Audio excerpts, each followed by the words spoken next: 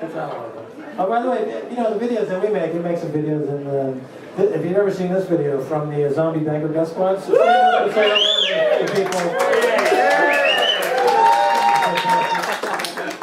if you do a search for zombie banker death squad, you'll see some excellent videos from that group.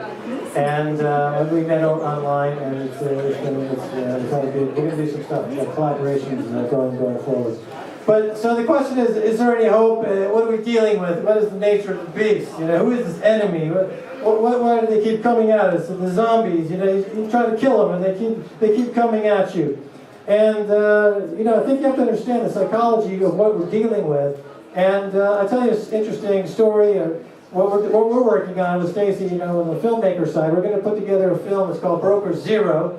We're actively in pre-production on this film. And this film is the story of really the kernel of the problem as we're dealing with it and as we understand it. It takes place during that 9/11. 9/11, I don't know if you recall, there was some fakaka shit in New York, and planes, boom, boom, boom. And so it takes place on 9/11, and it's a story, the planes come in, the tower number 1 goes down, boom. And in tower number 2, there's a broker, and they're working at... The reason I got interested in this is because the official 9/11 report said that they found in the accounts of Alex Brown, one of the bankers, that there's a $5 million credit in the account that nobody collected. That it remains in the account, nobody collected it. So it's got me thinking how this happened. So I think this is, I worked on Wall Street for many years, and I'm pretty sure this is what happened. The first building goes down, then in the second building there's a broker, probably Morgan Stanley, and he's looking out the window, and he's got a choice, he's got a decision. A, run for his life. B, trade airline puts.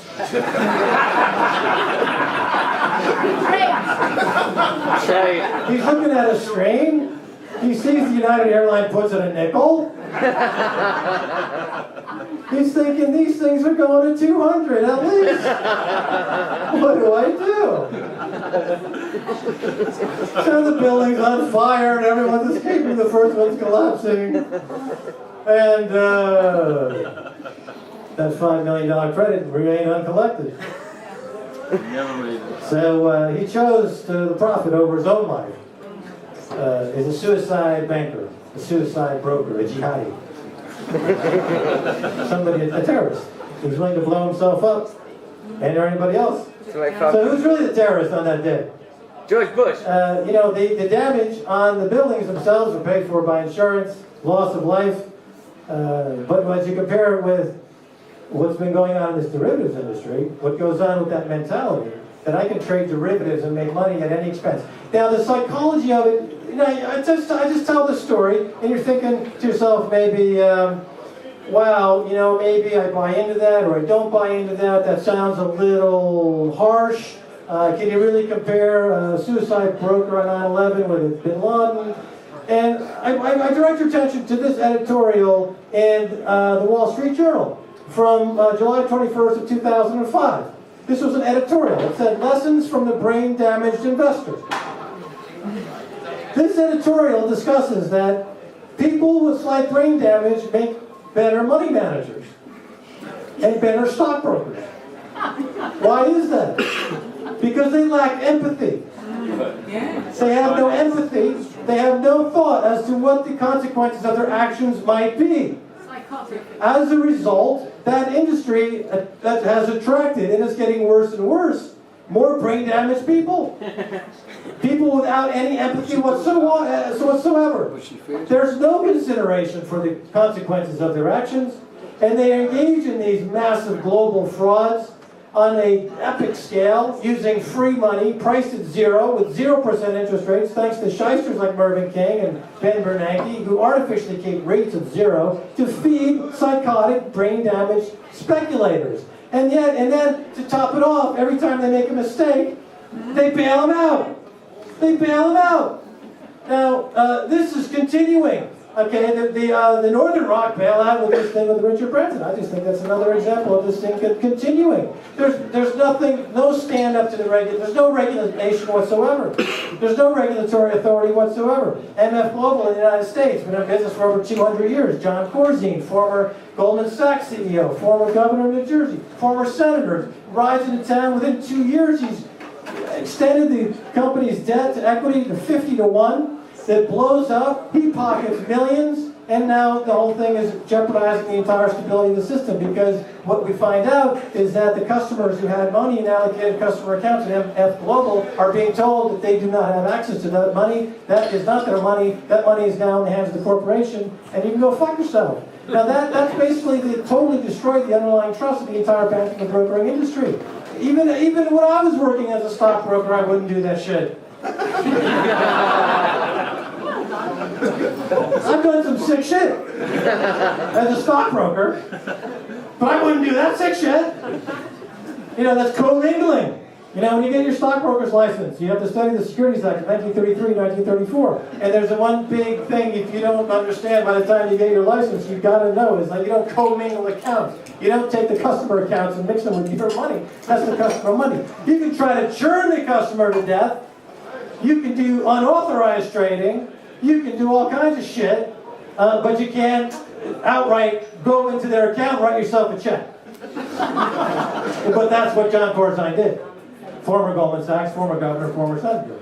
And they're debating, well, what do we do about this? I say shoot that fucker!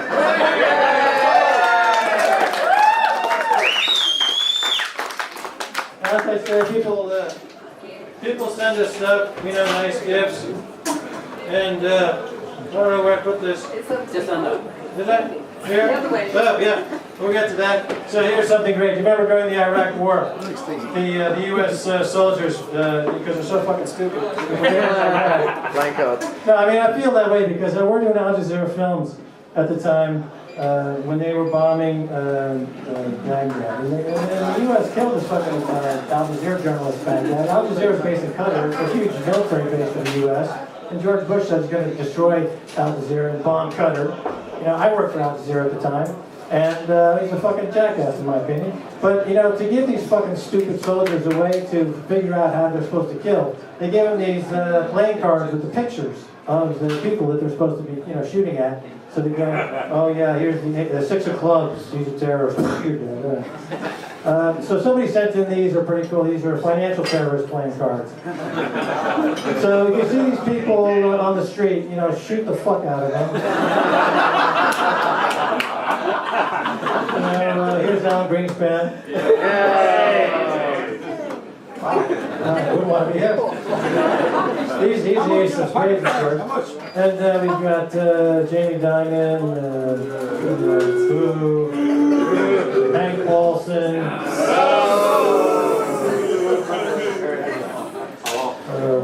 You know, Bill Clinton is actually not a good guy here, because he passed in the 2000s, they put in the Commodity Futures Modernization Act right at the end of 2000, which essentially legalized gambling in the derivatives industry.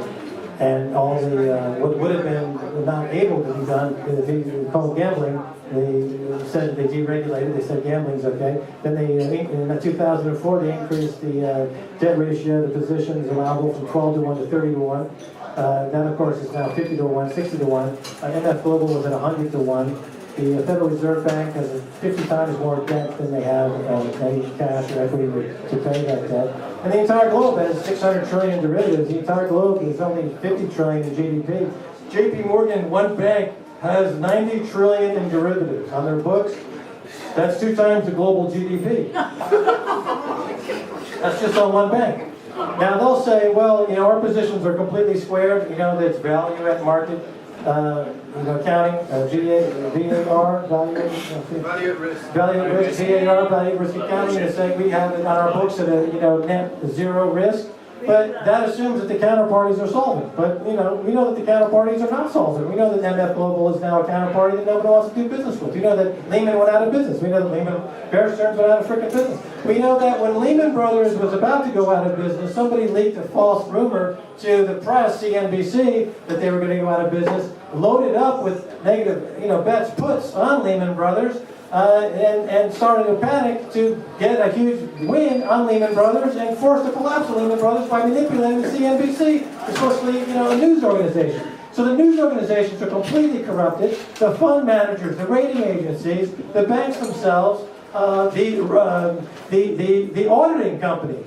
PricewaterhouseCoopers, Deloitte Touche. When I was working on a company in Los Angeles, I started a company there, and we were going to go public at Bear Stearns. We had a valuation of $200 million, and we came in with Pricewaterhouse to do our books before the filing of the initial red herring.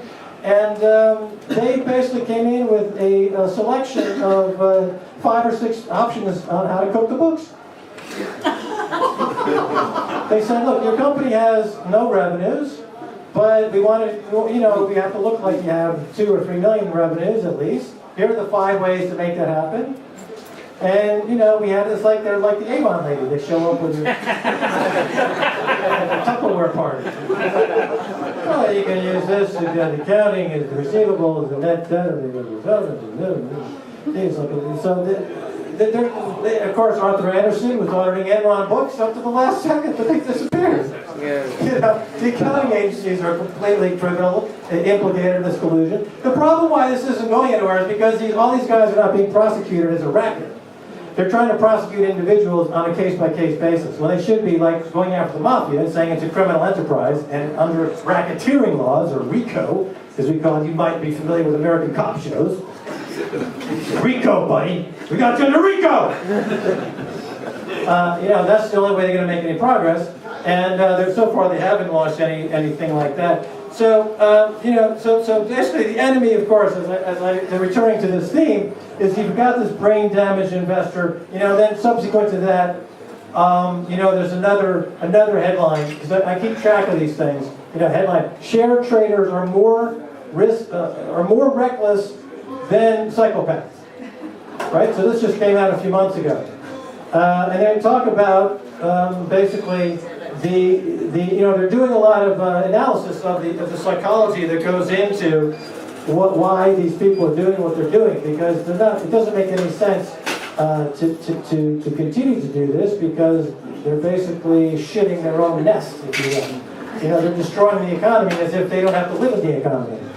Which I suppose many people believe that they can just magically escape this economy.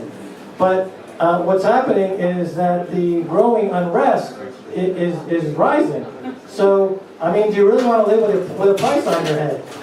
Okay, you made $50 million, but do you really want to fear for your life every day you go on the street? Which is what we're talking about here. Because it's obvious that you fucking stole our money. And it's obvious that if the government's not going to do anything, then we're going to have to. And we get back to the guillotine. Yeah. Yes. But when I started saying this 5 years ago, it seemed the housing bubble hadn't burst yet. People were still happy that their house prices were rising, and there wasn't a lot of discontent in the land. But now that things are unraveling, there's a lot of this problem. And those looters that were storming London a couple of months ago, the rioters, you had Tony Blair come out and say, well, I don't want to call this a moral, problem. They're just criminals. Let's put them in all fucking jail. I say, you know what? Give them broker's license. They've already proved themselves as good at looting. There's 5,000 more employees at Goldman Sachs right there.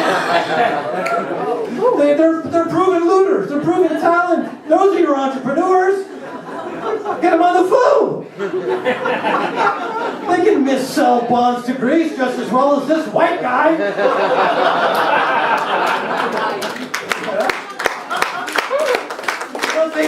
These folks can perpetrate financial crimes with the best of them? Of course they can. They're proven looters.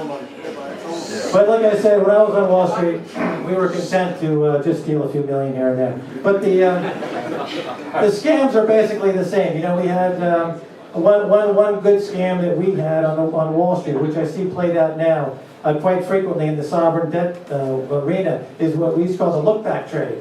The look-back trade is you come in during the morning and you put on, let's say, 100 or 200 options on a real volatile stock that has, swinging around crazy, big cap stock, that there's a lot of volume in that stock. and you put that order in for 100 or 200 options, and then you go to, you don't give any account number, and then you go to lunch. You come back from lunch 2 hours later. Now, either A, there's a huge profit in those options, in which case you call down to the options desk and you give the account number of the buddy you've already done a deal with who's going to give you a kickback on this gift. Or B, there's a huge loss on those options, in which case you put them in the corporate account of your corporate account that means the tax loss for the quarter. Right? And those are your two options, basically. And we would do this every day, all day. But, you know, you give a big bribe to the compliance manager in the office, every brokerage office has a compliance manager. They obviously, they don't reconcile trades until the trading day is over. So as long as there's an account number at the end of the close, that's all they see. The fact that you deferred that information for a few hours never shows up. It's not accounted for. The person on the options desk, of course, gets a huge bribe. You know, in the late 80s, the New York Times estimated that, if you look this up, it's an amazing figure. The New York Times estimated that the percentage of people on Wall Street using cocaine, including everyone on the industry, from the cold callers to the CEOs, the usage of cocaine was 98%. That's a huge number. I mean, talk about a currency crisis. There was none there, because there's plenty of cocaine, which became the currency of fraud. So you're walking around with bindles of coke, and you're paying off people in coke. You're getting cold calls from hookers. You know, you're sitting on your desk trying to do business. You know, there's Trixie online too. Yes, do I know you? I was given your name by your associate Bob. How much do you take on a daily basis? This is all about... I'm sorry. I didn't know. So anyway, to jump forward, so the honest massive fraud is being... It's done on a retail level. Also, it's interesting kind of anecdote. But the reason I bring this up is because basically these countries like Greece or Ireland or Italy, you know, the sovereign debt crisis in large part has to do with the fact that they're being... The people who are managing those economies are buying these... The pig in a poke, you know, it's the old saying. They're buying junk, they're buying crap, they're buying shit from Wall Street dealers. They're being told to do so from the IMF, from the Troika, from the World Bank. They say you got to buy these bonds, you got to roll up these bonds. But they're really just churning these poor people's money. They're just stealing these poor people's money. They're not offering a viable financial solution. They're creating securities out of thin air based on models that they can predict the future. Clearly they can't predict the future. They have quantitative theories that say that this is going to work in this case. This credit default swap is going to happen. Look what happened in Greece. Okay, those credit default swaps that were supposed to cover billions of dollars worth of defaults, they said, well, you know what? We're going to have a voluntary haircut of 50%. Forget the credit default swaps. You weren't insured. Fuck you. What kind of insurance is that? Goldman Sachs. Going back to 1987, when I was working on Wall Street, we did the same thing. We called it portfolio insurance. You call up somebody and you say, you got $1 million portfolio, 50% a year, I can insure that portfolio against loss. Well, the market was worth, let's call it $5 trillion. We sold $50 trillion in portfolio insurance. Guess what? Didn't cover it. The 1987 crash happened, and it cascaded on itself, and it was a huge disaster. But they didn't learn from this. Instead of saying, you know what, maybe we shouldn't oversell insurance on financial products that we don't understand, they said, we got a new theory, a new model. And they invented more sophisticated, more arcane, more ridiculous models based on theories that clearly don't work. And it's just creating this epic failure, this systemic failure. And when they add more layers of debt, it doesn't increase the risk by a linear factor, it increases the risk by an exponential factor. That's the way systems work. So this next crash that we're talking about is going to be much bigger than the 2008 crash. And of course, that'll be used as a pretext to force down more austerity measures. And they'll say, you know what, there's a crisis, you got to accept these austerity measures. But it's the crisis that they manufactured to force austerity measures. Okay, we got to whoop the whale is wagging the dog here. Okay, you got to get rid of the speculators in the equation. You got to get rid of those fucking terrorist bankers in the equation. I'm sorry, but unless you know, it's not for nothing that I just find out, just reading the paper, that, you know, there's rumblings, you know, up at the IRA is thinking about reconstituting themselves and targeting bankers. Now, what, is that necessary to really go down that path? I mean, seriously. You know, but whose fault is that? Is that the fault of the IRA, or is it the fault of the people who haven't done anything about this problem? Who have created the fertile ground for this to happen? Of course it's their fault. And of course they're not going to do anything about it. So anyway, the other thing that I got from a lovely caught E on it. I got this. This says Crash JP Morgan by Silver. Familiar with this? Yes! So this is. I'll cover this campaign, if you will.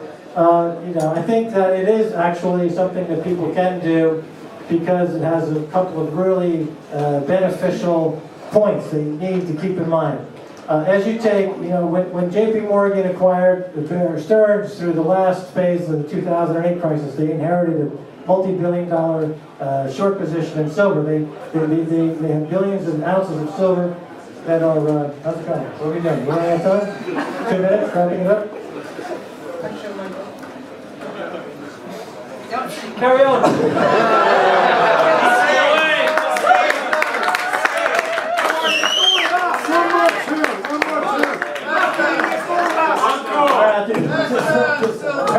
Goldman Sachs and pirates that are destroying the world. Okay. I'm going to wrap this up and then... Don't leave. Oh yeah, JP Morgan. So, they inherited this huge short position. So as you take the silver off the market, basically, the price goes up, and then they have a margin call on their books, that huge multi-trillion-dollar nightmare on their books. So they got to go in the market and you have a short squeeze. They got to buy that silver, keeps going higher and higher. So you're forcing their capitulation. You're forcing them out of business. At the same time, your silver is going up in value. So it's a way to transfer wealth. But from them, they stole it back to you. And this is something that people are a bit reluctant. I'll leave you with one idea. Buying silver. If you haven't bought silver, people are I'm not sure. It's never done it. It's kind of crazy. It's too high. It's too low. Just think about it on a month-to-month basis. Get very disciplined. Put 100 pounds or 200 pounds a month. If it's high, you end up buying less. If it's low, you end up buying more. Simple trick called dollar cost averaging. If everyone understood this, they would never call a stockbroker again in their lives. Because if you think about it, it's all that Warren Buffett's ever done. It's just dollar cost averaging. And he's one of the richest guys in the world. But he's focused on, he's not into precious metals. And yet silver's outperformed Warren Buffett by a factor of 1,000% over the past 10 years. So fuck him. And you've been great, and thank you so much, man. Goodbye.